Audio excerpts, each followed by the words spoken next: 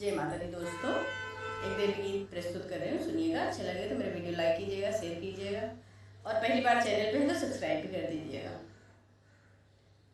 मैया कहवा लगायू इतनी देर, भवनवा में आवाज ली। मैया कहवा लगायू इतनी देर, भवनवा में आवाज ली।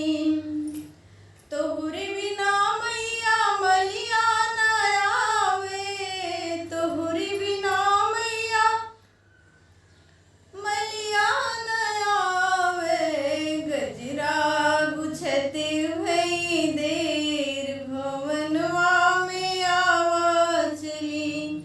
मैया कहवा लगायू इतनी देर, भवनवा में आवाज ली।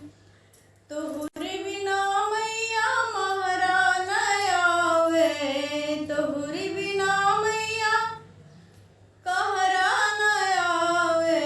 घैला सजते भई देर, भवनवा में आवाज ली। कलसा सजावत हुई देर, भवनवा में आवाज ली। मैया कहवा